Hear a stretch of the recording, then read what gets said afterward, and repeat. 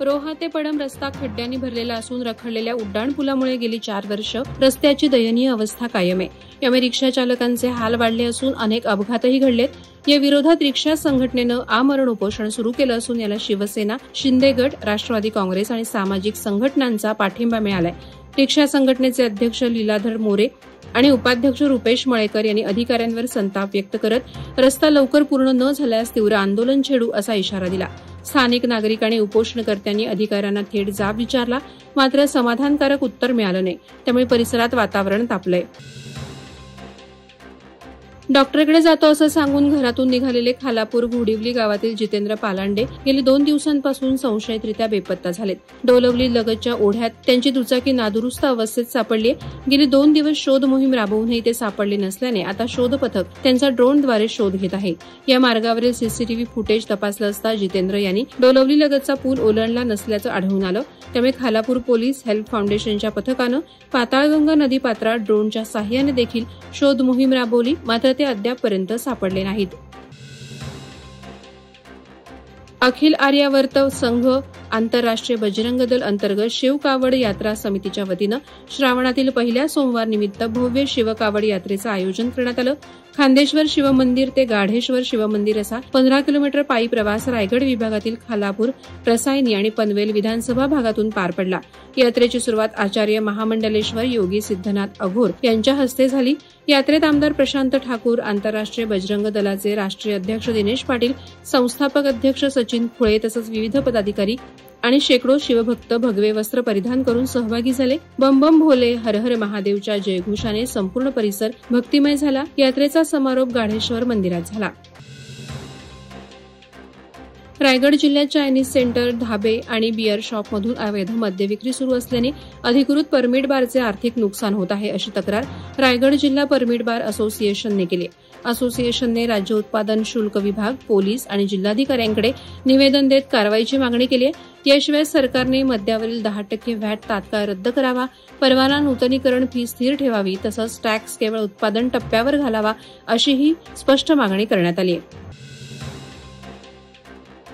अधिवेशन सुरू असताना सभागृहात रमी खेळणाऱ्या महाराष्ट्र राज्याचे कृषी मंत्री माणिकराव कोकाटे यांचा जाहीर निषेध करत राष्ट्रवादी काँग्रेस शरद पवार पक्षाच्या वतीनं त्यांच्या हकालपट्टीची मागणी करण्यात आली. राष्ट्रवादीचे जिल्हाध्यक्ष रवींद्र चव्हाण यांच्या नेतृत्वात रायगड जिल्हाधिकारी कार्यालयावर धडक देऊन कृषीमंत्री कोकाटे शेतकऱ्यांच्या प्रति अर्वाच्य भाषा वापरतात, त्यांना जुगाराचा नाद आहे, हे मंत्री शेतकऱ्यांना जुगाराच्या डावात लावतील, त्यांची मंत्रिपदावरून हकालपट्टी करा, अन्यथा मागणी मान्य न झाल्यास मुंबई गोवा महामार्ग रोखू, असा इशारा जिल्हाध्यक्ष रवींद्र चव्हाण यांनी दिलाय. पंतप्रधान नरेंद्र मोदी यांच्या लोकप्रिय रेडिओ कार्यक्रम मन की बातच्या नव्या सत्राला नवी मुंबईत नागरिकांचा उत्स्फूर्त प्रतिसाद मिळाला. बेलापूर, ऐरोली, कोपरखैरणे, वाशी, नेरूळ, घणसोली आदी भागांमध्ये भाजप कार्यकर्त्यांनी आणि स्थानिक संघटनांनी सामूहिक ऐकण्याचे आयोजन केले होते. विविध ठिकाणी युवक, महिला आणि नागरिकांनी एकत्र येऊन कार्यक्रम ऐकला. काही ठिकाणी मोठ्या स्क्रीनवर थेट प्रक्षेपण तर काही ठिकाणी लाऊडस्पीकरद्वारे प्रसारण करण्यात आलं. वाशीतील विष्णुदास भावे नाट्यगृह येथे आमदार मंदा म्हात्रे यांच्या पुढाकारानं महिलांसाठी आयोजन करण्यात आलं. न्हावाशेवा पोलीस ठाणे आणि वरिष्ठ पोलीस निरीक्षक बीटी ओवे यांच्या मार्गदर्शनाखाली पाणजे डोंगरी गावातील सागर रक्षक दलाच्या सहकार्याने हुंडेगाव बस स्टॉप ते पाणजेगाव कमानीपर्यंत सागरी सुरक्षा जनजागृतीसाठी मॅरेथॉन स्पर्धेचं आयोजन करण्यात आलं होतं. स्पर्धेत पोलीस अधिकारी, सागर रक्षक दलाचे सदस्य, मच्छीमार बांधव, महिला दक्षता समिती, ज्येष्ठ नागरिक आणि तरुण तरुणींनी सहभाग घेतला. सर्व सहभागी सदस्यांनी 1093 सागरी सुरक्षा हेल्पलाईन आणि महाराष्ट्र पोलीसचे प्रतीक असलेले टी शर्ट परिधान करून जनजागृती केली. मॅरेथॉनमध्ये 250 सदस्यांनी सहभाग नोंदवला.